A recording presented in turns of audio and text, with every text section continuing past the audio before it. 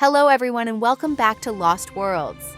Today we are going to speak about a man who once killed 10% of the world's population.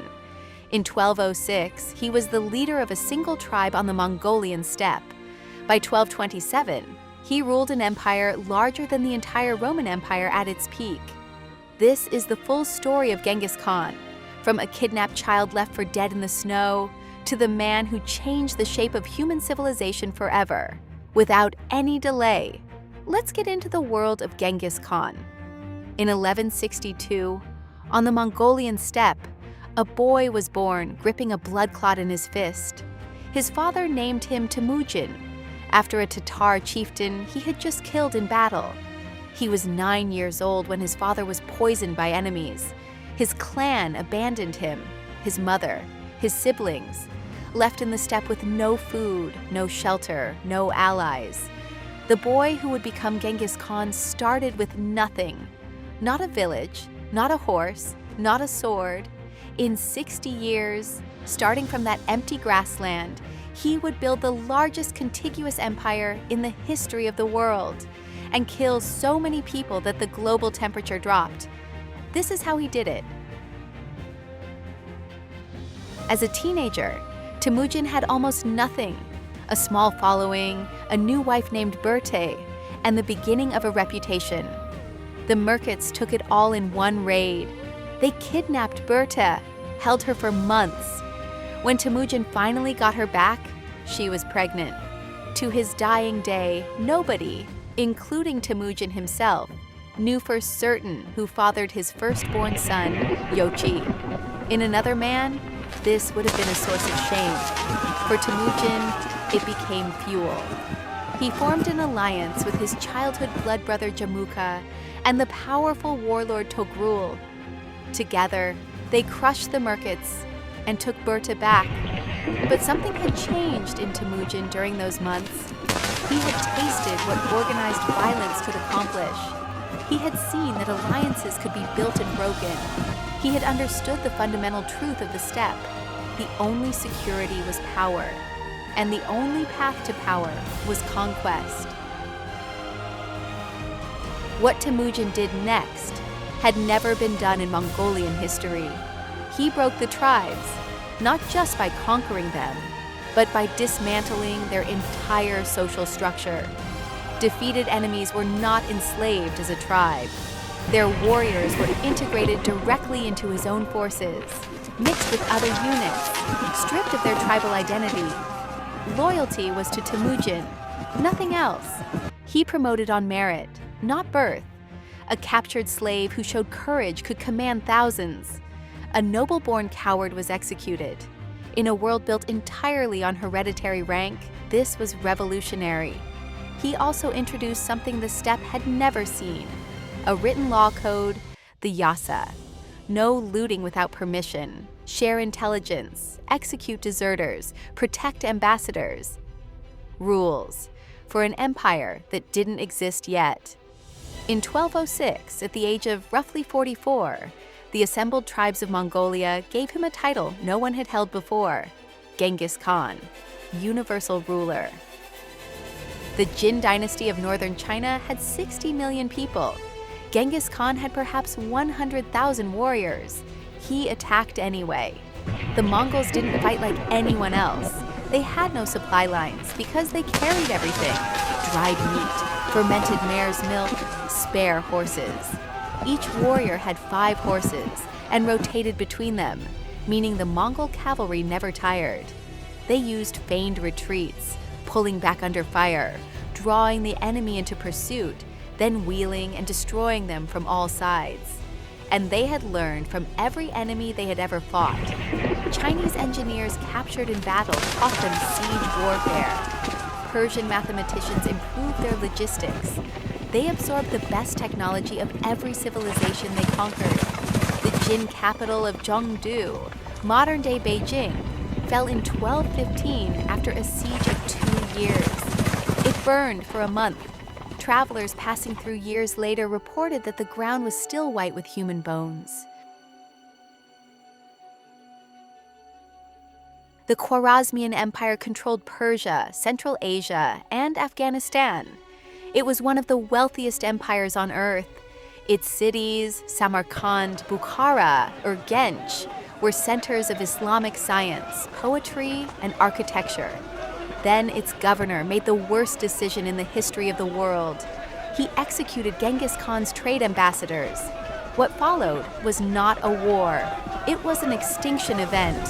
Genghis Khan divided his forces into 3 columns and attacked simultaneously from directions the Khwarezmians had never considered possible, including directly through a desert they believed was impassable. City after city, gone. The population of Iran is estimated to have dropped by 75% in this period. It would not recover for 700 years. The great libraries of Central Asia, repositories of centuries of human knowledge, were burned. Some were never rebuilt. The Russian princes thought they were chasing a retreating enemy. They had been chasing them for 9 days across the steppe, the Mongols pulling back, always just out of reach, always moving west. On the 9th day, at the Kalka River, the Mongols turned around. The Russian army was annihilated. 3 of the commanding princes were captured alive. The Mongols, who had a custom of not spilling noble blood on the ground, placed them under a wooden platform and sat on it, while feasting on top of them until they suffocated. This wasn't the invasion of Europe. It was the reconnaissance.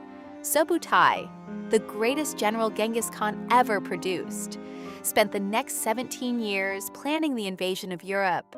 He sent spies into Hungary, Poland, Germany. He collected intelligence on roads, fortifications, river crossings, harvest schedules. When the Mongols returned, they would know Europe better than most Europeans did. Here is what most people get wrong about Genghis Khan. He wasn't just a destroyer. The Mongol Empire was the largest free trade zone in human history. The Pax Mongolica, the Mongol Peace, made it possible to travel safely from the Pacific Ocean to the Mediterranean without a passport, a toll, or a threat. Marco Polo's journey was only possible because of Genghis Khan's empire. He banned the torture of prisoners. He guaranteed freedom of religion, one of the first rulers in world history to do so explicitly. His own court contained Christians, Muslims, Buddhists, and shamans simultaneously, and he funded all of them. He created the first international postal system, a relay of horse stations stretching 50,000 kilometers across Asia. He abolished the aristocracy's hereditary claim to power. The man who killed 40 million people also created the world's most functional meritocracy. Both things are true. No one knows how Genghis Khan died. The Mongols kept it secret, deliberately. His body was carried back to Mongolia by a cortege that killed every living thing it passed, human and animal, so that no one could reveal the route. He was buried in an unmarked grave on a mountain he had loved since childhood. Burkhan Khaldun, the mountain that had sheltered him as a fugitive decades before. 1,000 horsemen rode over the grave to erase it. A forest was planted on top. His grave has never been found. His final order was specific. His death was to be kept secret until his Shisha enemies had been destroyed. His generals obeyed. The Shisha were erased from history so completely that their language was not deciphered until the 20th century. He died at the head of the largest empire the world had ever seen. His sons divided it. His grandsons expanded it further, to Korea, to Poland, to the Levant, to Vietnam. At its peak, the Mongol Empire covered 24 million square kilometers, more than the British Empire, more than the Roman Empire, more than anything before or since. Kublai Khan, his grandson, established the Yuan dynasty in China and received Marco Polo. Another grandson, Hulagu, destroyed Baghdad so thoroughly that the irrigation canals silted up and the farmland of ancient Mesopotamia, the cradle of human civilization, became desert. It is still desert today. Historians estimate that Genghis Khan's conquests killed between 40 and 60 million people. In a world population of 400 million, that is between 10 and 15% of every human being alive. The regions he conquered took centuries to recover. Some never did, and yet, the genes of Genghis Khan are carried today by approximately 16 million living men, roughly 0.5% of the entire human male population, the largest single patrilineal descent in recorded human history. He killed 10% of everyone alive. He is the ancestor of 0.5% of everyone alive today. History does not produce people like this often.